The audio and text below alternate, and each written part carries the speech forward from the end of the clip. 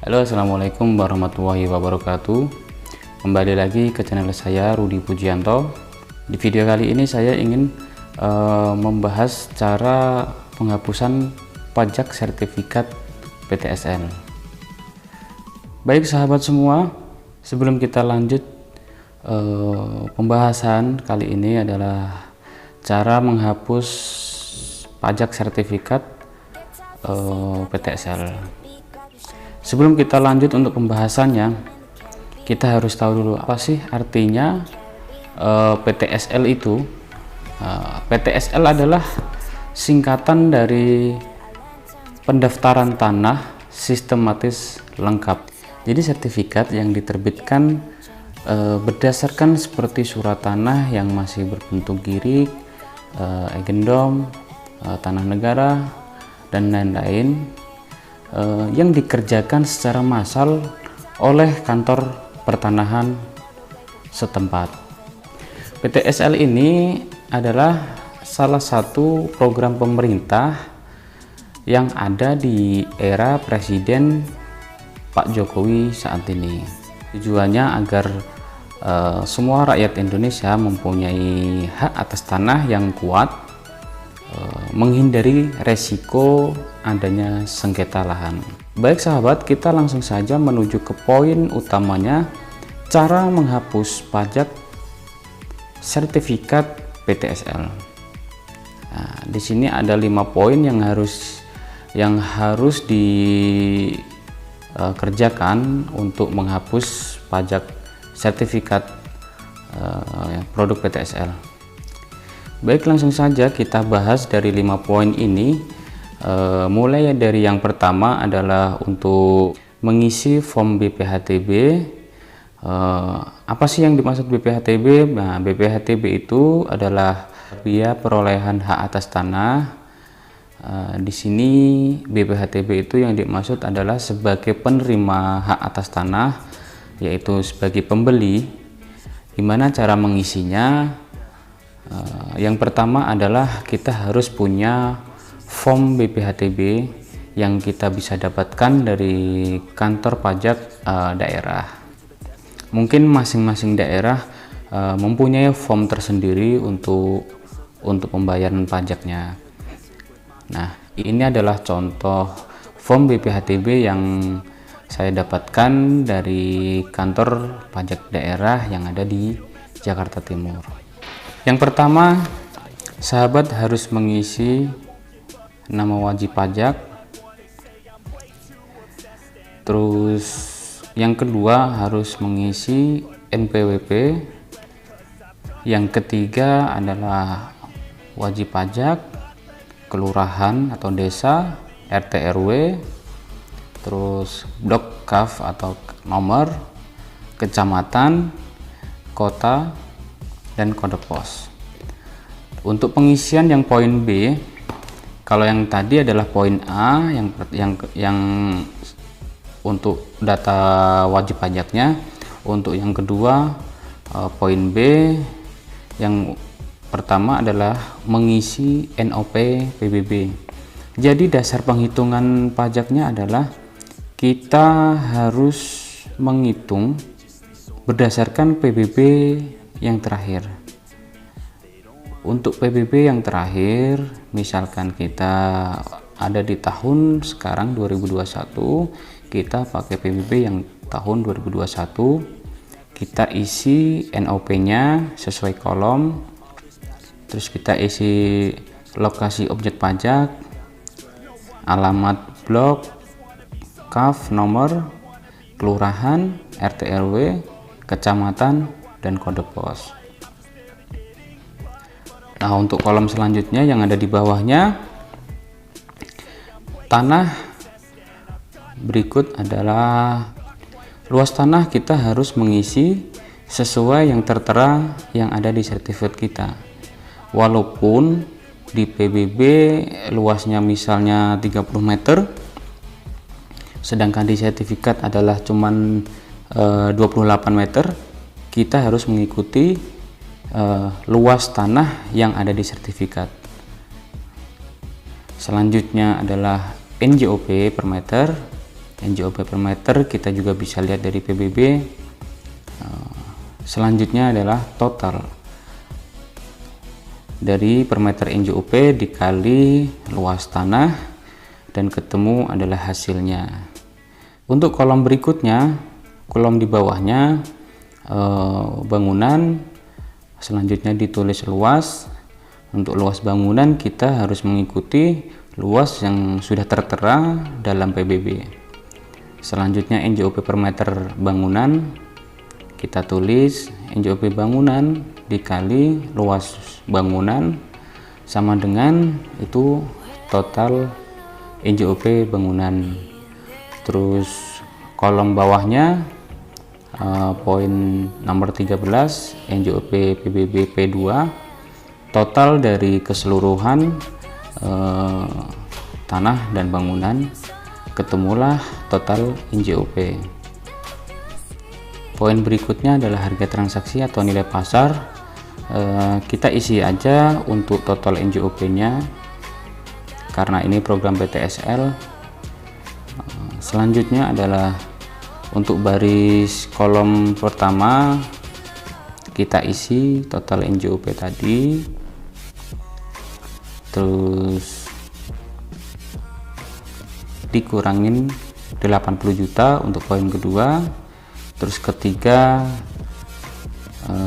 kali 5% sama dengan langsung ke poin 6, tidak dapat pengurangan 50% karena ini bukan waris ya. Kalau waris dapat pengurangan 50%, karena ini penghitungannya seperti jual beli, hanya dapat pengurangan 80 juta untuk di wilayah DKI Jakarta. Nomor 6 adalah total pajak yang harus dibayarkan. Itu adalah poin yang pertama untuk form BPHTB. Selanjutnya kita masuk dalam poin kedua, pembayaran atau pembuatan ID billing pajak PPH. Untuk pembuatan ID billing pajak PPH, kita datang saja ke kantor pajak Pratama, kita buat ID billing. Karena ini sertifikat produk PTSL ya, jadi sebelumnya itu kan kita nggak pernah tahu ya. Misalkan kita ini kan beli tanah sudah dari tahun, seadanya sudah dari tahun 2000 misalkan gitu. Waktu itu tanah masih berbentuk girik. Nah, si penjualnya ini karena mungkin sudah lama, kita sudah nggak tahu penjualnya kemana. Terus kita sudah terbitkan sertifikat. Nah, kita sudah terbit sertifikat. PPH itu kan yang diwajibkan adalah sebagai penjual gitu. Sedangkan di AJB ini penjualnya kan masih nama yang lama ya. Penjualnya masih nama yang lama.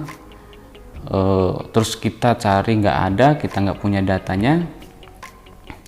Solusinya kita sebagai pembeli membuat pernyataan yang bunyinya adalah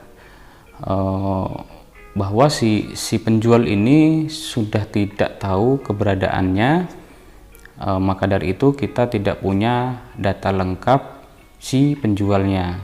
Jadi yang bertanggung jawab sepenuhnya adalah kita sebagai pembeli, seperti kita membayar pajak, terus validasi pajaknya.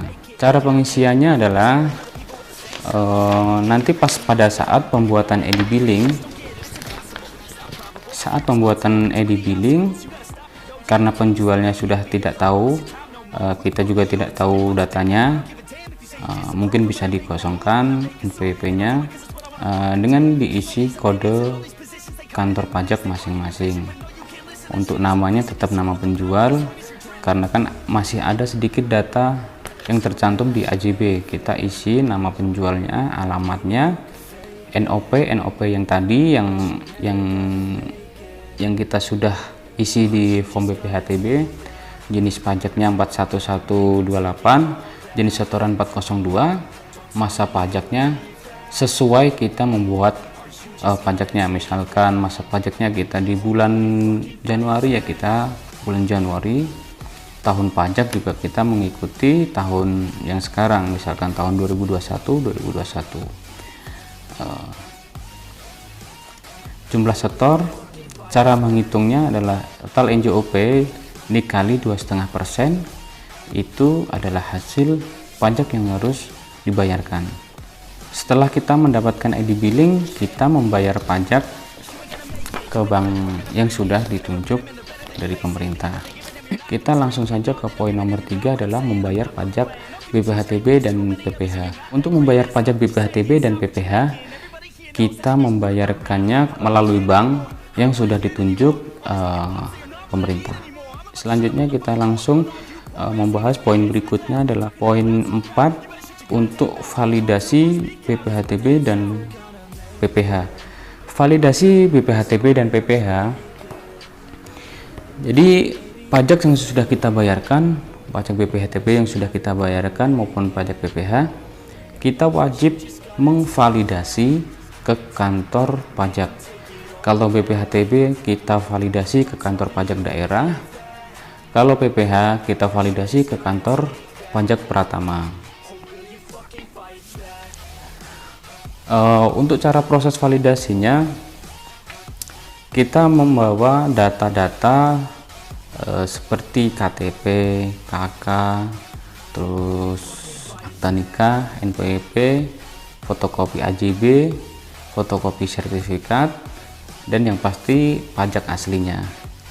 Nanti pada saat kita di kantor pajak, kita mengisi form yang diperlukan di sana. Masing-masing kantor pajak ada form tersendiri yang berbeda. Pada saat pengisiannya juga pasti berbeda. Data yang diperlukan adalah yang tadi saya sebutkan untuk melakukan proses validasi pajak.